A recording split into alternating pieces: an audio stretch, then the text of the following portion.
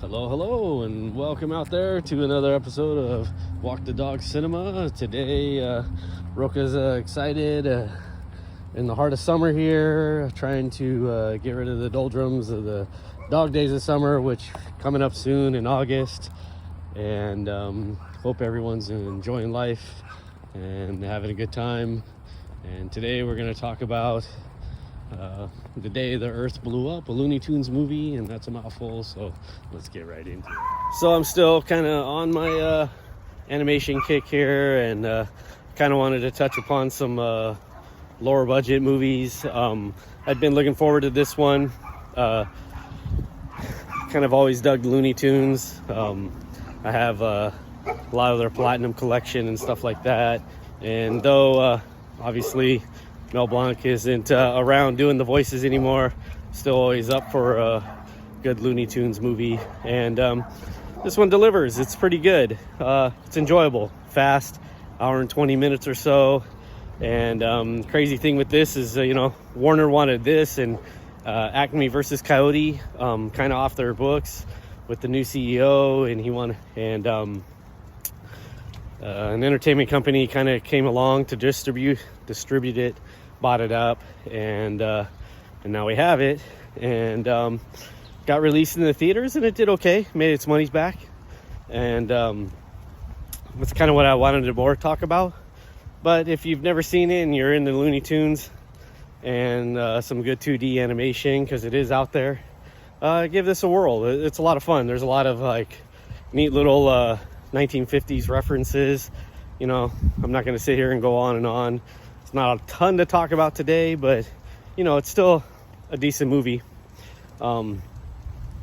It's Daffy and Porky just kind of dealing with an Earth invasion, and there's a little plot twist in there that's kind of kooky that I kind of like. So you kind of get like all of these strange references where you're dealing with like an Independence Day kind of like invasion and zombies, and then it turns into Armageddon, the movie, and it kind of rips on like Michael Bay and things like that.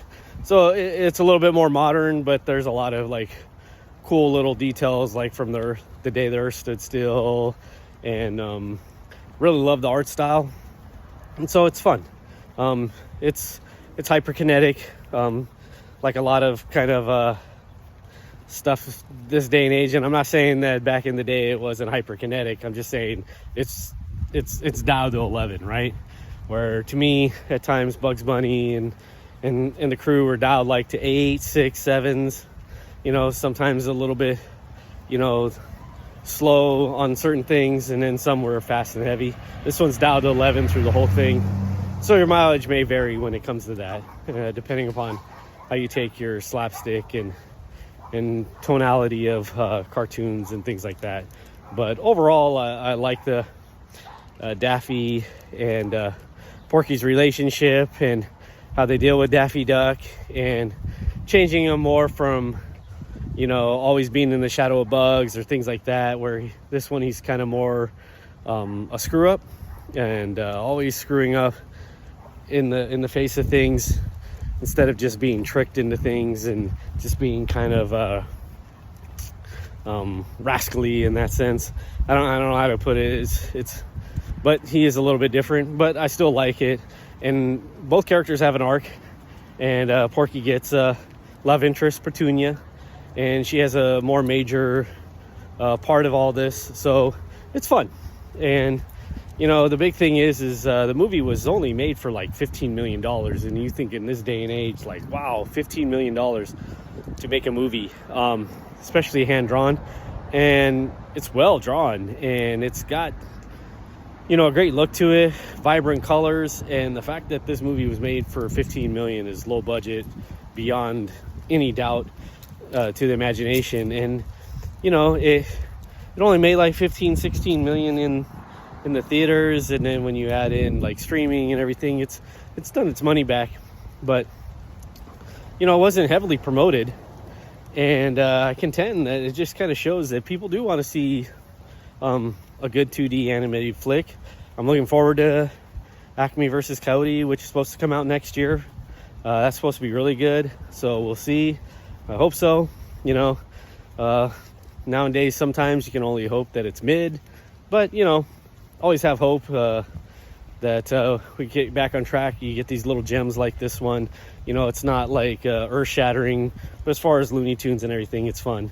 And like I said, it really shows that there's, in my heart of heart, that there's people that want to see 2D, you know, and I'd love to see Pixar or, you know, Disney kind of get back to their, well, Pixar not necessarily, they've never been anything but 3D, but more Disney get back to their roots and kind of do a 2D. But I don't know how many animators are out there nowadays that, but I'm sure you could find some that would do kind of a low budget movie to kind of renaissance Disney in that sense. That'd be kind of cool. But it's really not about a rant. It's just kind of some things I've noticed this day and age.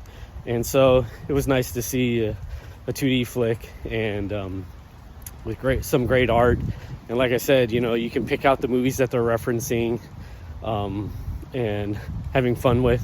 And so if you're kind of a movie buff, like, they go to town, and it's ridiculous from a plot standpoint, but it's really well worth it. So nothing too major to go on today.